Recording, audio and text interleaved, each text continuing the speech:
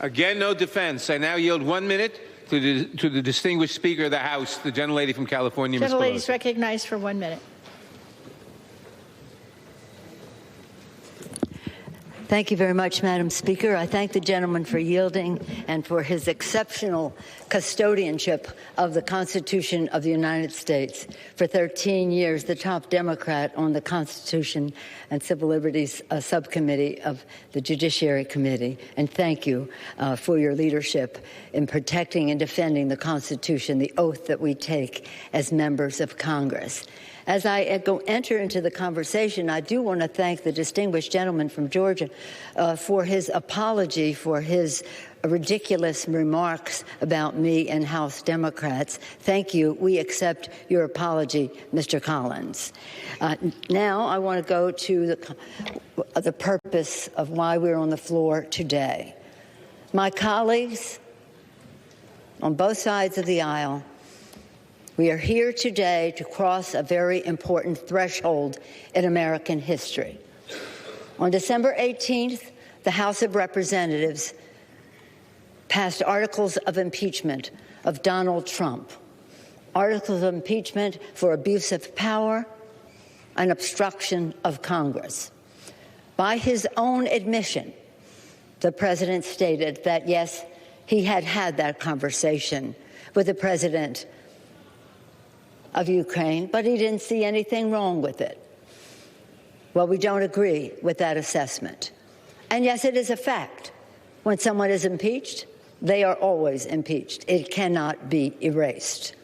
So I stand by that comment, although I know you don't like hearing it.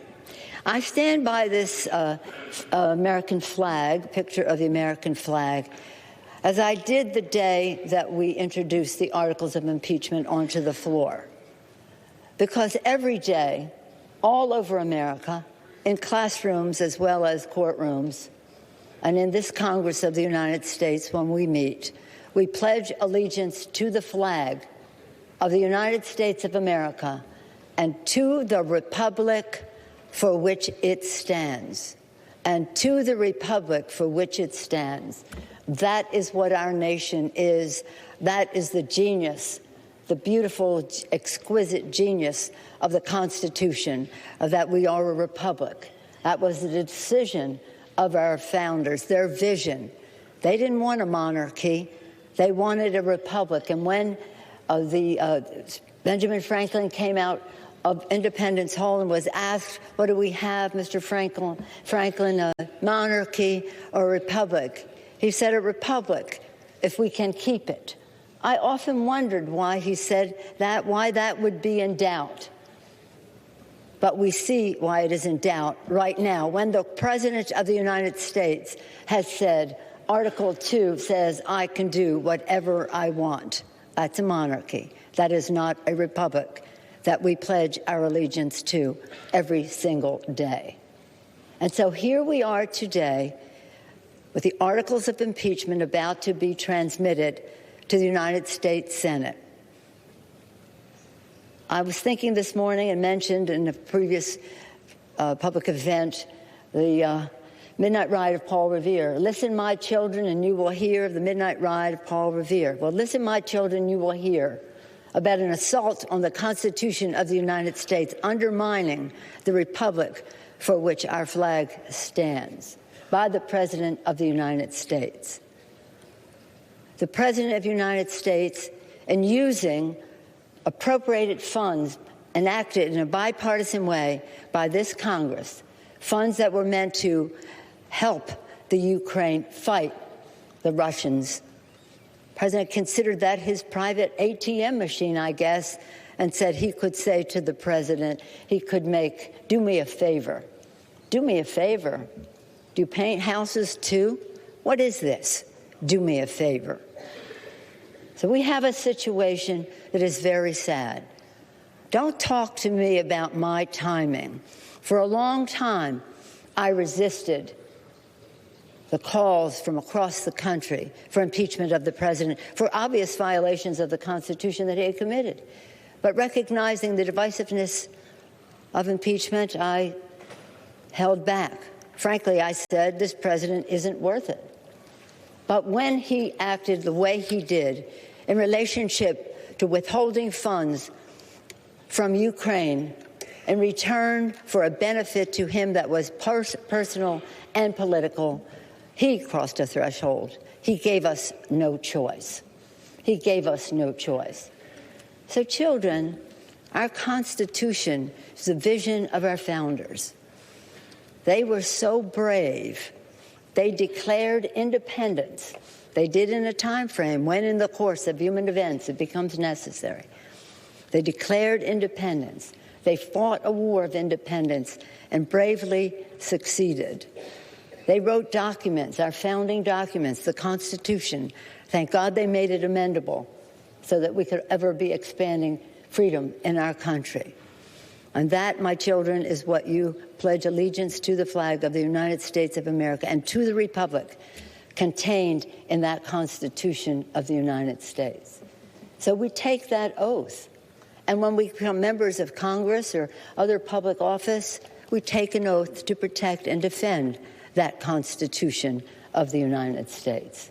And the President of the United States takes an oath to preserve, protect, and defend the Constitution of the United States, an oath that he has blatantly violated. And for this reason, he was impeached by the House of Representatives. And for this reason, we thought it would be helpful to have not only the strong case for impeachment and removal that was put forth in this House, but to know that more was to come. And we didn't make it come because we said we're going to wait until after Christmas to send this over. They would like to have had us sent it over on Christmas Eve so they could dismiss it. Perhaps they don't realize that dismissal is cover-up, but that has been one of their trains of thought. Dismissal is cover-up.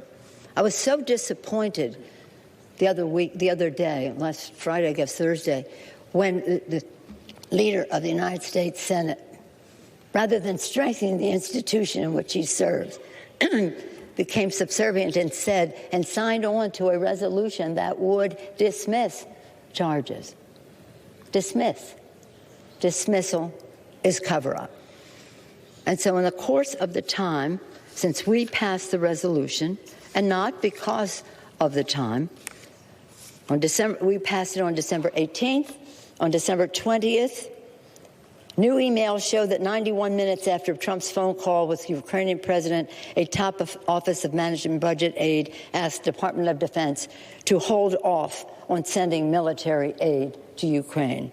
On December 29th, revelations emerged of the OMB director and acting chief of staff Mulvaney's role in the delay of aid, the effort by lawyers in the administration to justify the delay, and the alarm, most importantly, the alarm that in the administration that delay caused within the administration. On January 2nd, newly unredacted Pentagon emails, which the House subpoenaed and the president blocked, raised serious concerns by the Trump administration officials about the legality of the president's hold on the aid to Ukraine. On January 6th, former Trump National Security Advisor John Bolton said he would comply with the subpoena compelling his testimony. His lawyers stated he had new relevant information. On January 13th, reports emerged that the Russian government hacked the Ukrainian gas company Burisma as part of their ongoing effort to influence the U.S. election in support of Trump. On yesterday, House committees, Mr.